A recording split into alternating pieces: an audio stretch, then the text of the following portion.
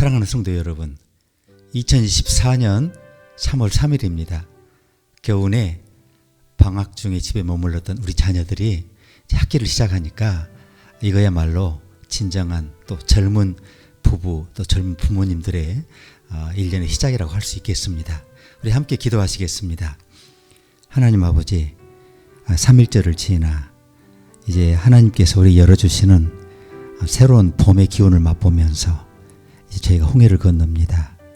바닷물을 가르시며 또 요단을 건너오니 거친 물살을 멈추시며 믿음으로 여리고를 향해 나아가게 도와주시기를 기도합니다. 가나안에 살지라도 애굽에서 구원하신 하나님의 구원을 잊지 않고 광야에서 하나님의 동행하심과 임재와 공급하심을 결코 잊지 않고 하나님께 감사하는 삶을 살아드리도록 이 한 주간을 축복하여 주시옵소서. 하나님의 영광의 풍성함이 우리 안에 믿음의 열매로 선한 사랑의 행실로 나타날 수 있도록 축복하여 주시옵소서. 예수님의 이름으로 기도합니다. 아멘.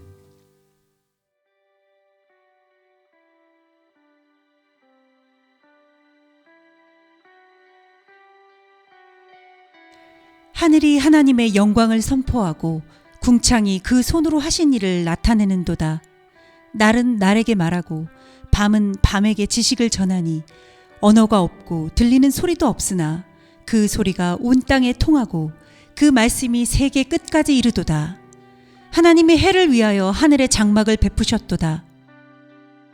해는 그 방에서 나오는 신랑과 같고 그 길을 달리기 기뻐하는 장사 같아서 하늘 이 끝에서 나와서 하늘 저 끝까지 운행하며 그 온기에서 피하여 숨은 자 없도다. 여호와의 율법은 완전하여 영혼을 소성케 하고 여호와의 증거는 확실하여 우둔한 자로 지혜롭게 하며 여호와의 교훈은 정직하여 마음을 기쁘게 하고 여호와의 계명은 순결하여 눈을 밝게 하도다. 여호와를 경외하는 도는 정결하여 영혼까지 이루고 여호와의 규례는 확실하여 다 의로우니 금 곧 많은 정금보다 더 사모할 것이며 꿀과 송이꿀보다 더 달도다. 또 주의 종이 이로 경계를 받고 이를 지킴으로 상이 크니이다. 자기 허물을 능히 깨달을 자 누구리요? 나를 숨은 허물에서 벗어나게 하소서. 또 주의 종으로 고범죄를 짓지 말게 하사 그 죄가 나를 주장치 못하게 하소서. 그리하시면 내가 정직하여 큰 죄과에서 벗어나겠나이다. 나의 반석이시오 나의 구속자이신 여호와여, 내 입의 말과 마음의 묵상이 주의 앞에 연락되기를 원하나이다.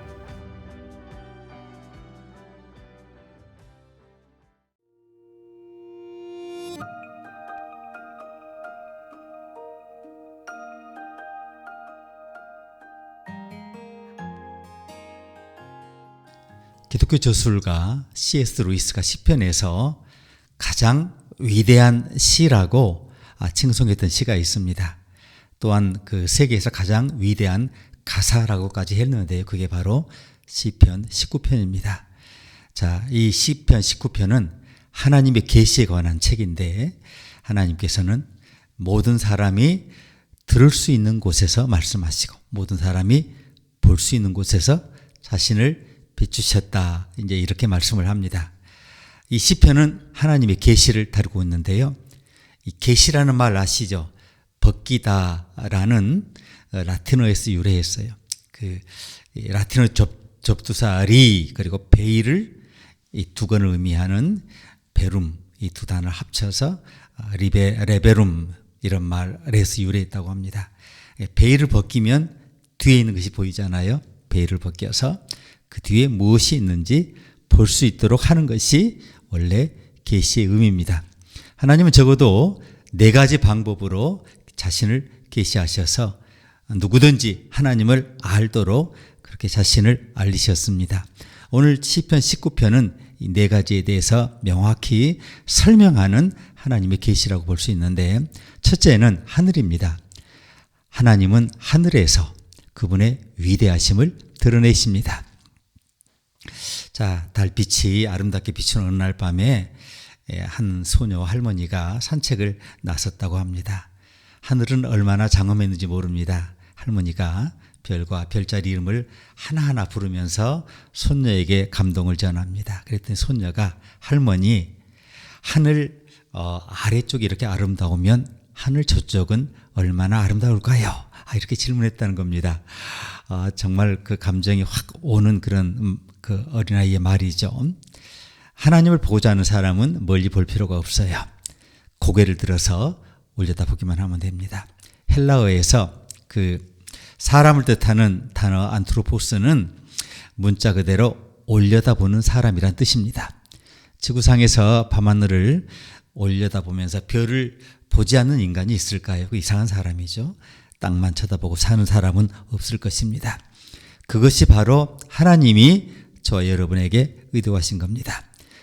개를 보세요. 개는 항상 내려다봅니다. 소도 내려다보고 말도 내려다보지만 우리 인간은 항상 위를 바라보며 하나님이 위대하심을 바라보도록 창조되었습니다.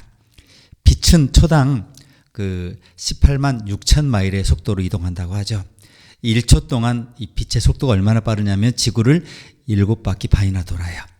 밤에 가장 가까운 별에서 반짝이는 빛은 사실은 바로 우리에게 도달한 게 아니고 이 빛이 4년 반을 달려와서 우리 눈에 들어온 겁니다. 자, 우리 은하에는 1000억 개의 태양이 있고 이 우주에 1000억 개 이상의 은하가 있습니다. 평균 은하 평균적으로 한쪽 끝에서 다른 쪽까지의 거리는 빛의 속도죠. 약 60만 조 마일입니다. 여러분 이 거리가 상상이 되십니까? 한 은하에서 또 다음 은하까지 평균 거리가 2000만 조 마일이라고 그래요. 자, 빛의 속도를 보면 1광년이 약 6조 마일인데 평균 은하의 크기가 10만 광년입니다. 그래서 제가 읽은 어떤 책을 보니까 미국 천문학자의 90%가 하나님을 믿는다는 사실은 이것이 그 전 세계 모든 직업 중에 가장 신자의 비율이 높은 비율이라고 하는데 제가 생각하기에 전혀 놀랍지 않은 결과입니다. 그런데 창조가 우리에게 창조주 하나님에 대해 알려주는 또 다른 것이 있는데 그것은 창조의 복잡성이에요. 2절에 뭐라고 하시느냐 하면은 날은 날에게 말하고 밤은 밤에게 지식을 전한다. 여러분 이 구절이 이해가 되십니까? 여기서 날은 날에게 말하고를 뜻하는 히브리어 원래 동사 뜻은 분출하다는 뜻이에요. 분출하다. 이 창조 세계는 하나님의 능력과 실제에 대해서 날마다 맹렬히 자신을 분출하고 있습니다. 여러분 아시는 대로 20세기 후반까지만 해도 우주는 측정할 수 없다고 여겨졌어요. 그런데 이제 우리는 이 우주의 많은 한계와 특성을 측정할 수 있게 됐습니다. 자, 천문학자들은 이 우주가 인류 중심으로 만들어졌다는 데에 의견을 같이 하고 있습니다. 과학자들은 우주의 25가지 특징을 정리했는데요. 이 특징이라고 하는 것이 정확하게 고정된 것으로 그렇게 판명이 되고 있어요. 이 중 하나라도 조금이라도 다르면 우리가 알고 있는 생명체는 존재할 수가 없게 돼요.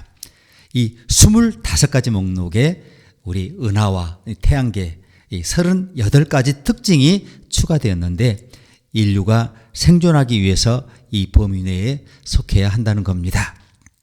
예를 들어서 달은 지구에서 약 24만 마일 떨어져 있어요. 그리고 태양은 지구에서 9억 3천만 마일 떨어져 있어요. 자, 그런데 과학자들이 뭐라고 말하느냐 하면 이 두 천체 중에 하나라도 지구에서 불과 100마일만 더 가깝거나 멀면 지구에 생명체가 존재할 수 없을 것이다. 이렇게 말해요. 여러분 지구 상공 약 40마일, 64km 정도죠. 여기에 오존층이라고 하는 게 있어요.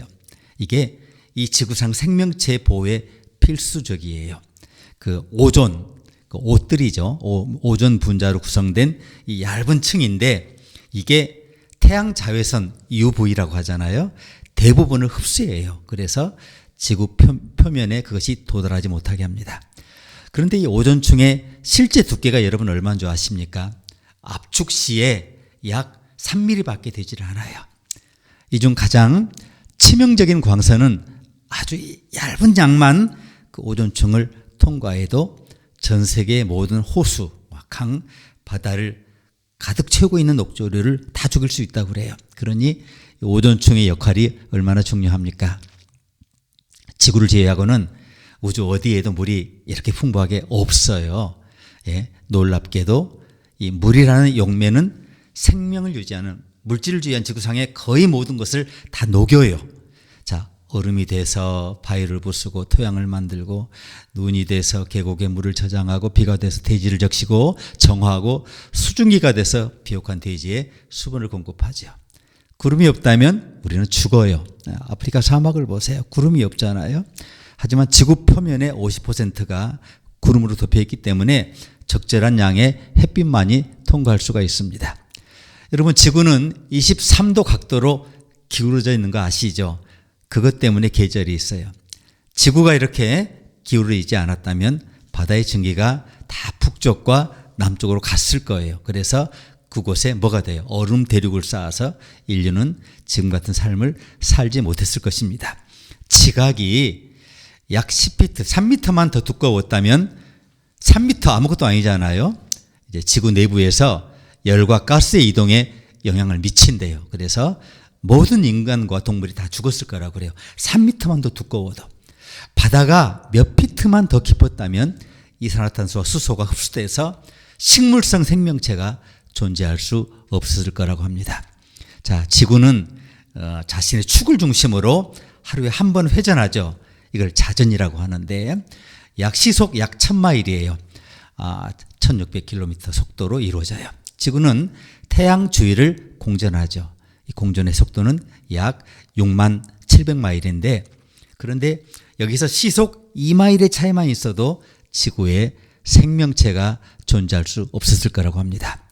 자, 지구의 자전 속도가 현재보다 느리면 하루의 길이가 길어지고, 이는 어떤 한 지역이 태양에 노출된 시간이 더 많아져요. 혹은 줄어들어요. 이렇게 되면 어떻게 돼요? 극단적인 기온 변화가 오게 되고 생명체가 적응하기 어렵게 돼서 생명체가 살기 힘들 거라는 거죠.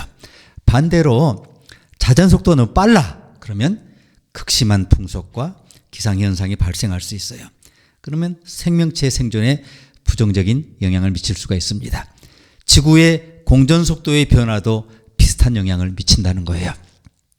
여러분, 해변에 가서 밀물이 들어오고 나가는 것을 볼 때 하나님에 대해 생각해 보시길 바랍니다. 정확한 거리에 있는 달 때문에 조수가 왔다가 사라져요. 자, 조수 덕분에 달이 끌어당기는 힘이잖아요. 바닷물을 끌어당겼다 풀었다 끌어당겼다 풀었다 하는데, 이 조수 간만 덕분에 끊임없이 파도가 바다 기슭에 부서져서 지구의 바다에 뭘 해요?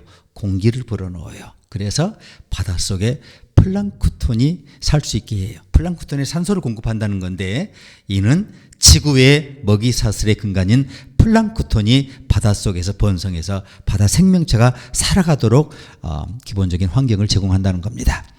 플랑크톤이 없으면은 바닷속에 산소가 없고, 산소가 없으면 어떻게 돼요? 인간도 살 수가 없습니다. 하나님은 달을 적당한 크기로 만드시고 적절한 거리에 배치하셔서 조수가 제때 들어오고 나가서 우리 대륙의 바다와 해안을 또 청소할 수 있게 해주십니다. 그 뉴욕 과학 아카데미 전 회장이었던 크래시 모리슨 박사가 있는데 이런 비유를 한 적이 있어요. 내가 10페니를 가지고 1부터 10까지 표시해서 주머니에 넣으라고 여러분에게 부탁한다고 해봅시다. 동전을 이제 막 흔들어요. 흔든 다음에 주머니에 손을 넣어서 1번 동전을 꺼낼게요. 이렇게 말합니다. 이렇게 할 확률은 10개 중에 하나입니다. 그럼 이제 저 나가 보겠습니다. 자, 1번 동전을 주머니에 다시 놓고 흔들어요. 이제 2번을 꺼내겠습니다. 이렇게 하면 확률이 100분의 1로 준다는 거예요. 같은 방식으로 3번을 뽑으면 그 확률은 1000분의 1이 되고, 그렇게 해서 자, 같은 과정을 거쳐서 숫자를 연속해서 뽑으면 마지막 확률이 얼마 되는 줄 아세요? 여러분, 100억 분의 1이에요. 자, 이 모리슨 박사가 이것을 얘기를 합니다. 크래시는 계속해서 이렇게 말합니다. 게임이 정해져 있다. 자, 지구라고 하는 생명체가 저절로 생기지 않았다라고 하는 것, 창조된 세계라고 하는 것을 그가 주장하고 있는 것입니다. 이것이 바로 본문이 지구상의 은하와 생명체에 대해서 말하는 거예요. 이 배열은 고정되어 있어요.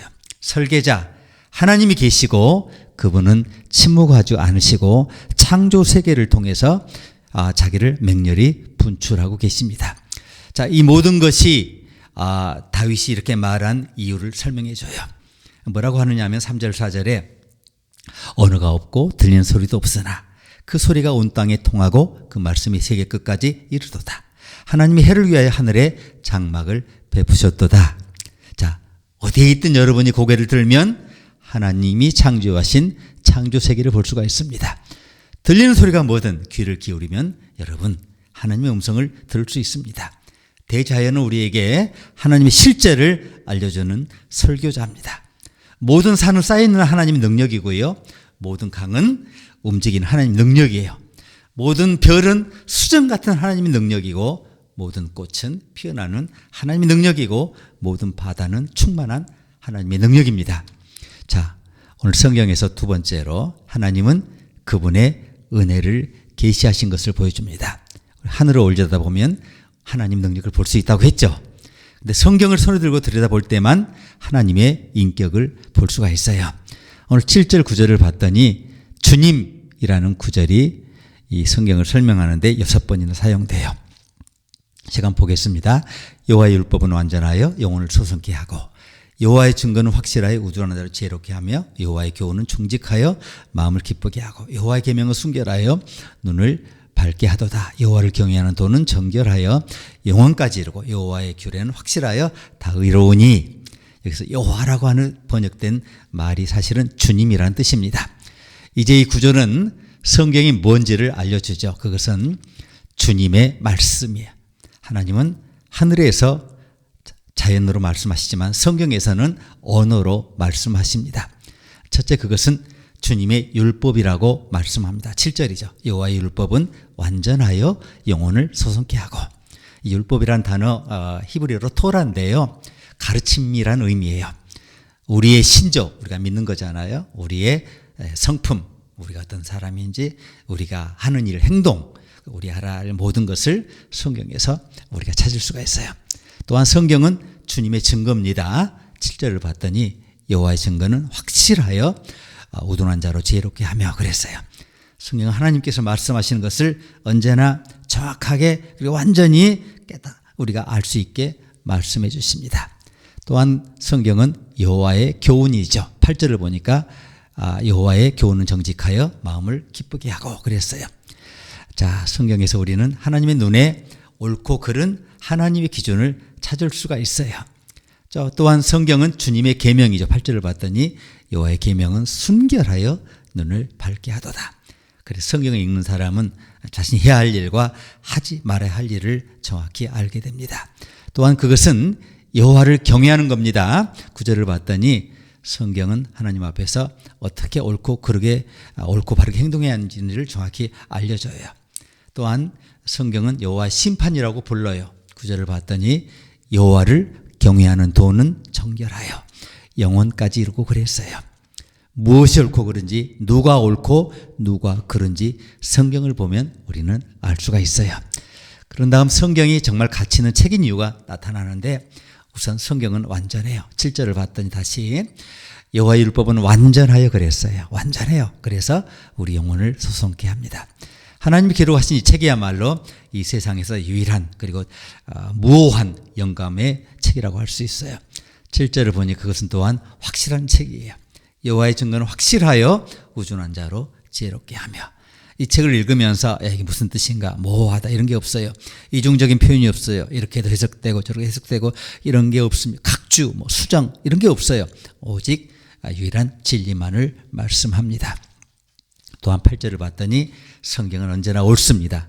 여호와의 교훈은 정직하여 마음을 기쁘게 하고, 이 책에는 실수나 잘못된 표현 이런 게 틀린 게 없어요. 또한 순수해요. 성경은 여호와의 계명은 순결하여 눈을 밝게 하도다. 그래서 성경을 읽는 사람들은 정직하고 순결합니다. 9절을 보니까 또한 성경은 깨끗해요. 여호와를 경외하는 자는 정결하여 영원까지 이루고 그랬어요. 정결하여. 이 성경은 19금 같은 그런 책이 아닙니다. 지 등급이 아니에요. 지 등급이 선하고 위대하며 경건해요. 여호와의 규례는 확실하여 다 의로우니. 그래서 하나님 말씀 읽는 사람들은 확실해요. 예.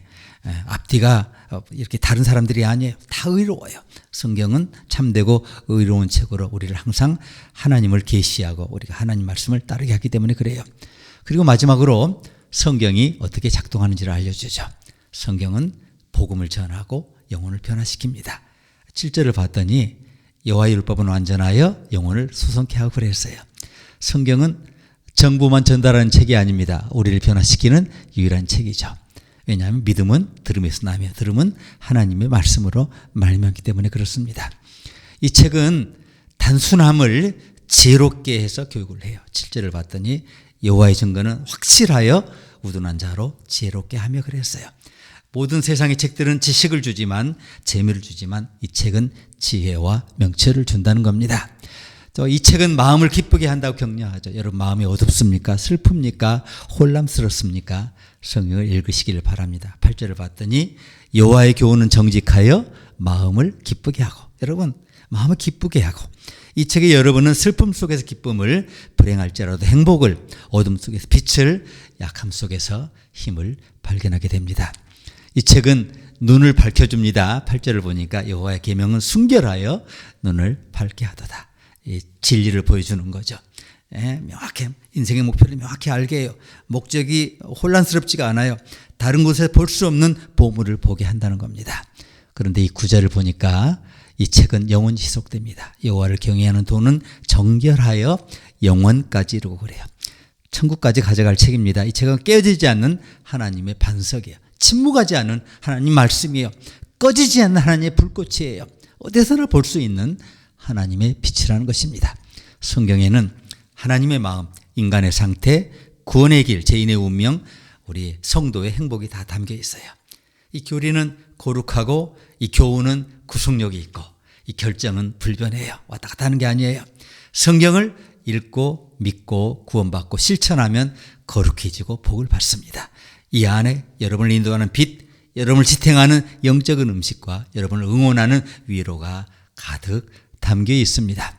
성경은 그래서 여행자의 안내서자, 순례자의 지팡이자, 조종사의 나침반이자, 군인의 칼이자, 우리 그리스도인의 인격입니다. 이 성경을 읽으면서 낙원이 회복되고 천국이 열리고 지옥문이 닫힙니다. 그리스도는 위대한 주제이고 하나님의 영광이 이 성경의 마지막입니다. 성경은 모든 부의 광산이고 영광의 낙원이고 즐거움의 강인 줄로 믿습니다. 이것은 인생에 주어져서 심판 때 또 열리고 영원히 기억될 책입니다. 성경은 그래서 우리가 읽는 사람에게 큰 책임을 가르쳐주고 가장 큰 수고를 대해서 반드시 보상하고 그 내용을 사소하게 여기는 모든 사람들을 정죄하죠. 자, 오늘 세 번째 가르침. 우리 영혼 안에 하나님은 자신의 선하심을 드러내셨습니다. 하늘로 계시하시고 성경으로 계시하시고 우리 영혼 안에 하나님은 자신을 계시하셨는데요. 다윗은 하늘을 바라보며 하나님의 위대하심을 보았죠. 성경을 읽으면서 하나님의 은혜를 보았어요. 이제는 자신의 마음에서 하나님의 선하심을 발견합니다.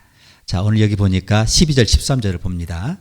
자기 허물을 능히 깨달을 자 누구리요? 나를 숨은 허물에서 벗어나게 하소서.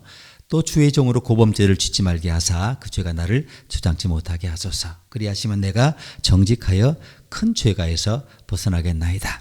자, 우리는 태어날 때부터 잘못된 것을 알고 태어나죠. 살인은 잘못이고 도둑질은 잘못이고 거짓말은 잘못이고 누가 말해주지 않아도 다 알아요. 2살만 돼보세요. 어린아이들이 다 잘못한 거 알고 도망가요. 잘못한 것 알고 숨습니다. 하지만 이런 것들을 어떻게 알 수 있었을까요? 하나님께서 우리 모두에게 도덕의 법칙과 양심의 따끔거림을 주셨기 때문에 그래요. 양심은 하나님께서 모든 인간 내면에 설치하신 뭐예요? 도덕적 자명종이죠. 양심은 단순히 우리가 잘못을 저지를 때뿐만 아니라 우리를 만드신 하나님께 죄를 지었다는 것을 마음속에 울리면서 알려줘요. 자, 법정은 범죄에 대해서 유죄 판결을 내릴 수 있지만 진짜 죄에 대해서 유죄 판결을 내릴 수 있는 분은 오직 하나님밖에 없습니다.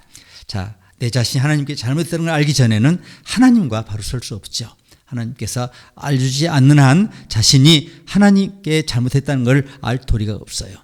예수님은 그래서 하나님께서 성령을 주신 이유가 그가 와서 죄에 대하여, 의에 대하여, 심판에 대하여 이 세상을 책망하시리라고 말씀하신 겁니다. 여기서 책망이란 말이 유죄 판결이란 말입니다. 우리에게 고통을 주셔서 우리 몸이 치유되어야 함을 알게 하시는 하나님은 얼마나 선하신 분이시고, 우리에게 양심과 성령의 깨닫게 능력을 주셔서 우리 영혼이 구원되어야 함을 알게 하시는 하나님은 얼마나 선하신 하나님이십니까? 자, 오늘 마지막 네 번째입니다. 자, 우리 구세주 안에 하나님은 그분의 영광을 드러내십니다. 이제 우리 마음뿐 아니라 예수 그리스도 안에서 하나님은 자신의 영광을 계시하셨습니다. 14절을 보니까 나의 반석이시여 나의 구속자이신 여호와여 내 입의 말과 마음의 묵상이 주의 앞에 연락되기를 원하나이다. 여러분 다 기억하고 계시죠? 암송하고 계신 분도 계실 겁니다. 이 시편의 마지막 구절이 주님 여호와죠.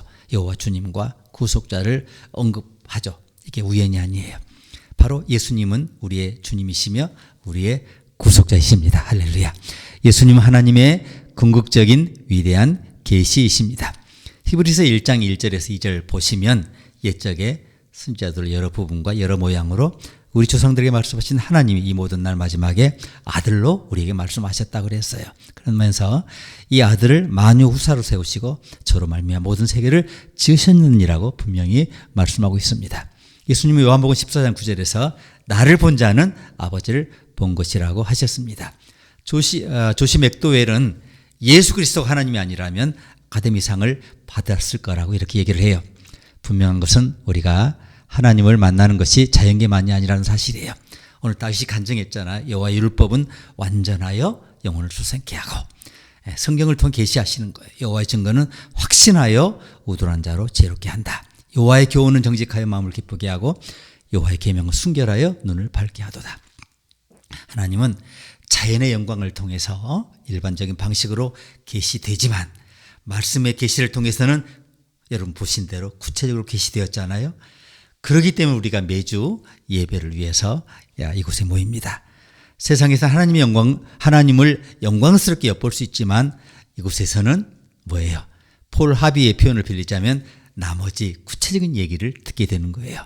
우리는 하늘에서 뭘 봐요? 하나님의 위대하심을 봐요.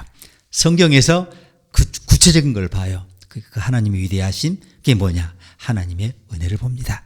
영혼 안에서 우리는 하나님의 뭘 봐요? 우리 안에 계신 하나님의 선하심을 보고요. 그러나 구세주 안에서 예수 그리스도 안에서 우리는 하나님의 영광을 보게 됩니다. 우리 구세주 예수 그리스도로 인해서 우리 위에 하나님, 우리 곁에 하나님, 그리고 우리 안에 하나님을 발견하며 그 하나님과 동행하는 큰 축복을 누리고 있으니 사랑하는 여러분, 우리가 얼마나 축복받은 존재입니까?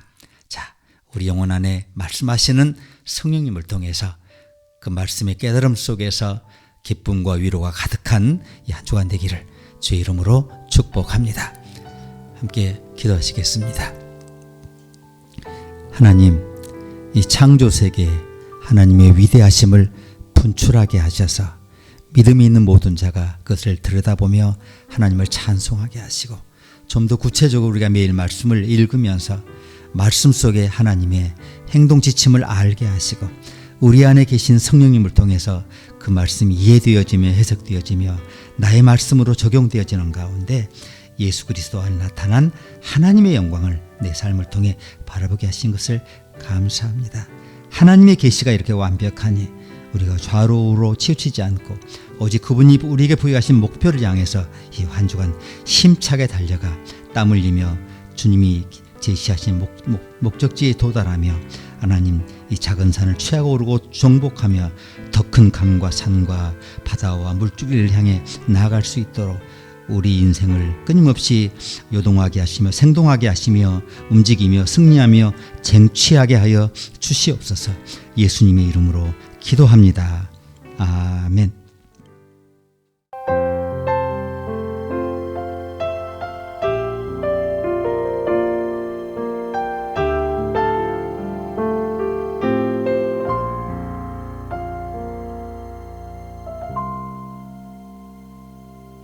하나님의 부르심에는 후회하심이 없네. 내가 이 자리에 선 것도 주의 부르심이라.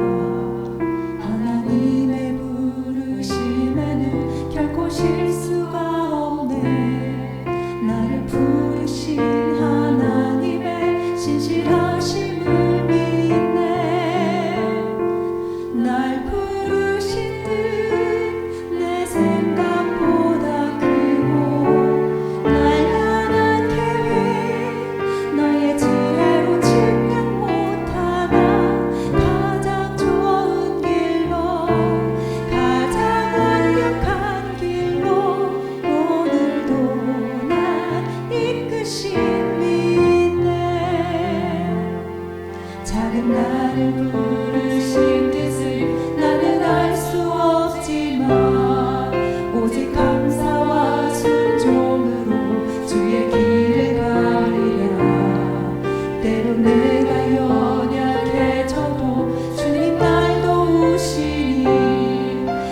놀라운 그 계획을 나는 믿으며 살리.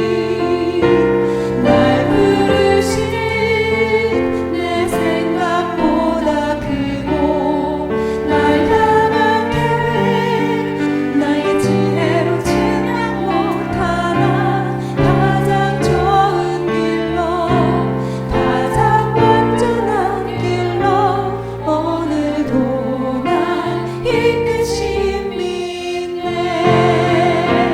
날 부르신 내 생각보다 크고 날 향한 계획 나의 지혜로 증명 못하나 가장 좋은 길로 가장 완전한 길로 신실하신 주를 찬양해.